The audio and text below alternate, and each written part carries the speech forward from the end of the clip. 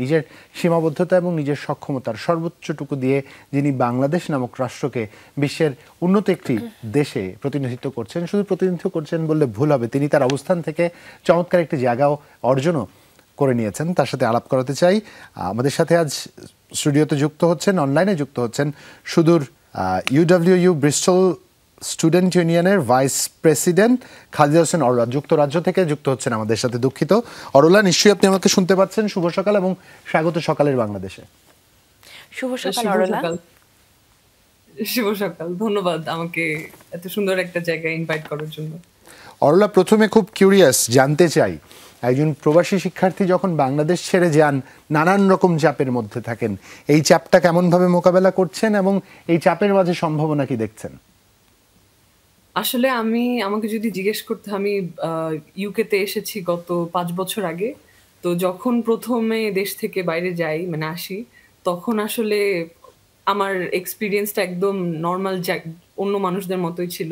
খুব নার্ভাস ছিলাম, অনেক টেনশন হতো যে কিভাবে সবকিছু একসাথে কোপ আপ করবো, কিভাবে সব আমার ডিগ্রিটা ঠিক মতো আমি অ্যাচিভ করবো, ফ্রেন্ড বানাতে পারবো না কিনা, সব এরকম মানে একটা দ্বিধার মধ্যে ছিলাম। কিন্তু অফকোর্স মানে এইমটা ছিল অনেক বড়, যে না একটা ডিগ্রি নিব আমি এবং অনেক ধরনের নতুন এক্সপিরিয়েন্স হবে, দেশের বাইরে যাচ্ছি। তো ওই জায়গা থেকে এখন 5 বছর পরে আমি বলবো যে অনেক ভালো, অনেক কিছু শিখেছি, কনফিডেন্স লেভেল অনেক বেড়েছে। যে ডিগ্রি নেওয়ার কথা ছিল সেগুলো নিচ্ছি, হয়তো আরো ফিউচার আরো নিব, এবং একটা খুব ভালো পদে এখন আছি স্টুডেন্ট ইউনিয়নে।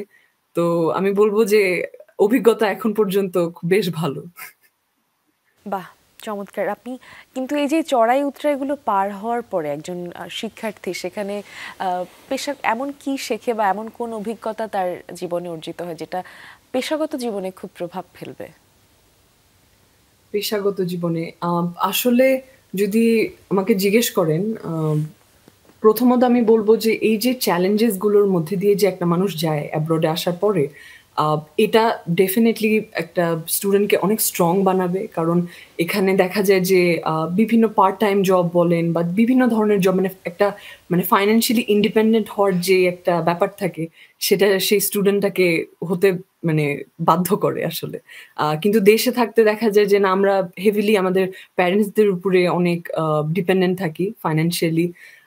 এবং আমাদের দেশে এখন ধীরে ধীরে জিনিসটা চেঞ্জ হচ্ছে যে না, আচ্ছা ঠিক আছে, পার্ট টাইম জব করতে পারো তুমি, অন্যান্য ধরনের জব করতে পারো পড়াশোনার পাশাপাশি। তো এই জিনিসটা, এই মন মানসিকতাটা বাইরের থাকার কারণে এটা খুব ভালো একটা বলবো এক্সপিরিয়েন্স হয়, যেটা আমারও হয়েছে। এবং তখন একটা যখন ফাইন্যান্সিয়াল ফ্লোটা আসা স্টার্ট করে, আপনি যখন নিজে ইনকাম করছেন, তখন দেখা যায় যে পরবর্তীতে আপনি যখন দেশেও ব্যাক করছেন বা পৃথিবীর যে প্রান্তেই থাকেন না কেন, তখন দেখা যায় যে আচ্ছা না, আমার একটা ইনকাম করতে হবে, আমার একটা ভালো জবে থাকতে হবে। আপনি যে কোয়ালিফিকেশন গুলো নিয়েছেন সেগুলোর মনে করেন সেগুলোকে প্রপারলি ইউজ করতে হবে। তো আই থিঙ্ক এই জায়গা থেকে এই এক্সপিরিয়েন্স গুলো খুবই আসলে জরুরি। এবং প্রচন্ড আশা জাগেনি এবং ইতিবাচক কিন্তু কথা শুনছিলাম আপনার কাছ থেকে। আমি খুব আগ্রহী জানতে, খুব স্বাভাবিকভাবে আমরা যখন উচ্চশিক্ষার্থে দেশ ছেড়ে অন্যত্র পাড়ি জমাই, অন্তত যুক্তরাজ্য বা যুক্তরাষ্ট্রের মতো কোনো রাষ্ট্রের কথা যদি আমি বলি, যেখানে উন্নত জীবন এবং খুব স্বাভাবিকভাবে ব্যস্ততা অন্যরকম, ওইখানকার কমিটমেন্ট, লাইফের কমিটমেন্টটাই একদম ভিন্ন রকম হয়। যুক্তরাজ্যের মতো জায়গায় যেখানে পড়াশোনার একটা চাপ রয়েছে এবং নিজেকে প্রমাণ করা, যেহেতু একটা বেশ চড়া টিউশন ফি আমাদের পে করতে হয়, হয়তো স্কলারশিপটাকেও ধরে রাখবার জন্য আমার রেজাল্টটা ঠিক ইকুয়ালি সমান্তরালে আমাদের এগিয়ে যেতে হয় বা বেটারের করতে হয় খুব স্বাভাবিকভাবে। সেই একটা জায়গায় স্টুডেন্টস ইউনিয়নের মতো জায়গার ভাইস প্রেসিডেন্টের দায়িত্ব পালন করা কতখানি চ্যালেঞ্জিং, কতখানি প্রমিসিং, এবং একই সাথে বাংলাদেশি আরও যারা শিক্ষার্থী আছেন কিংবা আগামীতে যারা যাবেন তাদের জন্য কি মানে প্যাথওয়েটা আপনি তৈরি করবার সুযোগ পাচ্ছেন? জি, অবশ্যই, ধন্যবাদ এটা আনার জন্য। আসলে স্টুডেন্ট ইউনিয়ন অ্যাটলিস্ট মানে আমার ইউনিভার্সিটিতে আমি যেটা বলবো, যেটা একটা সেপারেট অর্গানাইজেশন, যদিও বা আপনার ইউনিভার্সিটির সাথে কাজ করছে, কিন্তু একটা সেপারেট অর্গানাইজেশন, যেটা ইউনিয়নটাকে একটা ইন্ডিপেন্ডেন্ট একটা অর্গানাইজেশন হিসেবে একটা ইয়ে দিচ্ছে, আপনার পাওয়ার দিচ্ছে। তো যেটা কিনা মানে যেটা আমরা বলি যে it runs by student and it's for students. তো আমি এই দিয়ে মানে দ্বিতীয়বার আমি ইলেকশনে জিতেছি, প্রথম বাংলাদেশি হিসেবে আমাদের ইউই ব্রিস্টলের যে স্টুডেন্ট ইউনিয়ন সেটা থেকে। তো 5 বছর আগে আমি যখন দেখছিলাম যে ইলেকশন হচ্ছিল, আমাদের বাংলাদেশে যেরকম কিছুদিন আগে ডাকসু ইলেকশন হলো, ঠিক ওরকমভাবে এখানেও কিন্তু ইলেকশন হয়। তো যখন আমি ওরকম ইলেকশন দেখছিলাম তখন ১ম এ মনে হচ্ছিল যে আমিও যদি এরকম কিছু একটার মধ্যে যেতে পারতাম বা আমিও যদি হতে পারতাম। কিন্তু আমি যখন আসি তখন কোভিড টাইমস ছিল। তো তখন যেটা প্রবলেম হয়েছে যে তখন তো আমি অত স্টুডেন্ট, অত মানুষজনকে চিনতে পারতাম না। তো তখন থেকে আমি দেখা যায় যে কি করা স্টার্ট করেছি, আমি খুব মানে অনেক অ্যাক্টিভ ছিলাম। অনেক কিছুতে মানে বিভিন্ন ধরনের আপনার ইভেন্টস বলেন, যা জিনিস হতো সবকিছুতে দেখা যেত আমি পার্টিসিপেট করতাম, নেটওয়ার্কিং করতাম, কমিউনিকেশন আমার অনেক ভালো ছিল। তো এটাতে করে দেখা যায় যে আস্তে আস্তে করে আমি মানে ওই অনেক নেটওয়ার্ক আমার হয় এবং পরবর্তীতে দেখা যায় যে এই যে ইলেকশন করি, ১ম বারে তো জিতি, 2nd বারও আবার জিতেছি। তো যেই কোয়েশ্চেনটা আপনি করলেন যে কিভাবে অন্যান্যদেরও যে এটা করা যেতে পারে। আ এটা আসলে সম্পূর্ণ বলব যে ওপেন থাকতে হবে। যখন আপনি অ্যাব্রড এসেছেন, পড়াশোনার পাশাপাশি আপনার অন্যান্য ধরনের এক্সপেরিয়েন্স, অন্যান্য ধরনের সবকিছুর মধ্যে কালচারাল থেকে শুরু করে, আপনার বিভিন্ন ট্রেনিং থেকে শুরু করে আপনার সবকিছুর মধ্যে ইনভলভ থাকতে হবে। আপনি যত নেটওয়ার্কিং করবেন, সেটা দেশে হোক, বাইরে হোক, যেখানে হোক, এটা কিন্তু খুবই ইম্পোর্টেন্ট। এবং আমার তো খুবই মানে আমাকে দেখে আমার দেখা যায় জুনিয়র যারা আছে খুবই ইন্সপায়ার্ড হয় এবং আ স্পেশালি বাংলাদেশের যখন স্টুডেন্টদেরকে আমি দেখি, খুবই ভালো লাগে। কারণ দেখা যায় যে আগে তো মানে যে বড় শহর সেখান থেকে স্টুডেন্টরা আসতো। এখন দেখা যায় বাংলাদেশের খুবই মানে রুরাল যে এরিয়াগুলা, সেই জায়গা থেকেও স্টুডেন্ট গুলা কিন্তু আসছে। বেশ অনেক টাকা পয়সা পে করেই আসছে। আবার অনেকে স্কলারশিপও পাচ্ছে। যেটা কিনা খুবই দারুণ ব্যাপার।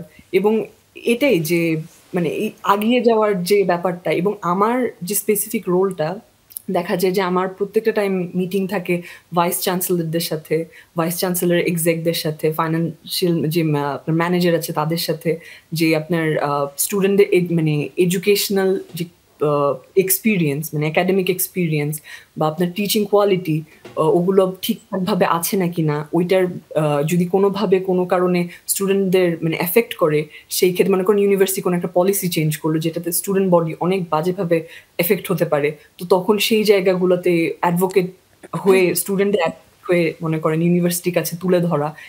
এবং শুধু যে ইউনিভার্সিটির কাছে তা কিন্তু না। আমি এনইউএস যেটা ন্যাশনাল ইউনিয়ন অফ স্টুডেন্টস, যেটা পুরো ইউকে এর আপনার বলতে পারেন একটা বড় শিক্ষার্থীদের সংগঠন। জি। ধন্যবাদ অরলা। মানে আপনার কথায় বুঝলাম যে আপনি একজন ভাইস প্রেসিডেন্ট হিসেবে বা সেখানে বাংলাদেশের প্রতিনিধিত্ব যেহেতু করছেন সেই হিসেবে আপনি কতটা দায়িত্ববান। কিন্তু তারপর একটু জানতে চাচ্ছি যে বাংলাদেশ থেকে যে শিক্ষার্থীরা যায় ভিন্ন একটা পরিবেশ এবং ব্রিটেনের মতন জায়গায় সেখানে একাডেমিক এবং সামাজিক যে পরিবেশ সেটা তাদের জন্য কেমন হয়? এটা ১ম দিকে একটু চ্যালেঞ্জিং, কারণ আপনি আসার পরেই আপনার দেখা যায় যে একটা সার্টেন অ্যামাউন্ট তো টাকা পয়সা আপনি আসছেন। কিন্তু তারপরে ২-৩ মাস যাওয়ার পরে আপনি রিয়ালাইজ করেন যে আচ্ছা না, I have to earn। তো আপনি দেখা যায় পার্ট টাইম জবের পাশাপাশি যখন আপনি পড়াশোনাটা কিন্তু ফুল টাইম কোর্স। তো ইটস ভেরি চ্যালেঞ্জিং যে ২ টা একসাথে ব্যালেন্স করে যে পড়াশোনাটা, এটা দেখা যায় অনেক টাফ হয়ে যায়। কারণ অনেক সময় জব মার্কেটটা বেশ মানে কনসেনট্রেটেড। আপনি যদি প্রপার জব চান, যেটা গ্র্যাজুয়েট লেভেল জবস, ওগুলো আপনি পাবেন আফটার ইউর মানে আপনার ডিগ্রিটা ফিনিশ করার পরে। কিন্তু যতক্ষণ আপনি ডিগ্রি ফিনিশ করছেন, তো ওই টাইমে ওই জব মার্কেটে ঢোকাটা ইজ ভেরি ডিফিকাল্ট। তাছাড়া দেখা যায় যে আপনার বিভিন্ন পার্ট টাইম জবের কথা যেটা বললাম। আর ওইটা বাদে দেখা যায় আরেকটা প্রবলেম, যে এসেই এই কালচারাল একটা শক যেটা থাকে, যে আমাদের দেশে আমরা যেভাবে করে মনে করেন ইউনিভার্সিটিতে গেলে যেভাবে ফ্রেন্ড সার্কেল বানানো বা এই যে একটা ব্যাপার থাকে, এখানে এসে একটু ডিফারেন্ট মানে একটু ডিফিকাল্ট হয়। কারণ এটা ডিফারেন্ট কালচার, ডিফারেন্ট ল্যাঙ্গুয়েজ, এটা আপনার ল্যাঙ্গুয়েজ না। যতই আপনি ভালো ইংরেজিতে কথা বলেন না কেন, একটা ব্যারিয়ার থাকবেই। তো এই জায়গাগুলো আস্তে ইট টেকস টাইম, কিন্তু ইউজড টু হয়েই যায় একটা পর্যায়ে। কিন্তু এই ধরনের চ্যালেঞ্জেস গুলো এবং আরেকটা জিনিস থাকে যে নিজে সব কাজ করা। রান্না-বান্না থেকে শুরু করে, কারণ দেশে থাকতে তো ফ্যামিলির সাপোর্ট থাকে, সবকিছু থাকে। কিন্তু এখানে এসে আপনাকে একা সবকিছু করতে হচ্ছে। তো এই জায়গায় আপনাকে খুবই মানে স্ট্রং বানাতে বাধ্য করবে। যেটা কিনা খুব ভালো একদিক থেকে বাধ্য করবে আমি বলব। বাহ, চমৎকার। সংকটের মাঝেও যে ইতিবাচকতা থাকতে পারে, খাদিজা হোসেন অরলার কথায় তা সুস্পষ্ট হয়েছে। অসংখ্য ধন্যবাদ আপনাকে। আপনার জন্য শুভকামনা রইল আপনার অনুসারী হয়ে বা আপনার দেখানো পথে আগামীতে বাংলাদেশের আরও শিক্ষার্থী যারা যাচ্ছেন তারও শিক্ষার্থী স্বার্থ সংশ্লিষ্ট বিষয়গুলো সচেতন হবে এবং তাদের একাডেমিক এক্সিলেন্স বৃদ্ধির পাশাপাশি পরবর্তী প্রজন্ম যেন যে স্বাচ্ছন্দ্য বোধ করে আপনার বিশ্ববিদ্যালয় কিংবা সমগ্র যুক্তরাজ্যব্যাপী যে বিশ্ববিদ্যালয়গুলো রয়েছে, এই জন্য আপনার মতো করেই প্রচেষ্টা তাদের অব্যাহত থাকবে এই প্রত্যাশা থাকলে শুভকামনা আপনার জন্য। ভালো থাকবেন, বিদায় জানাচ্ছি আপনাকে।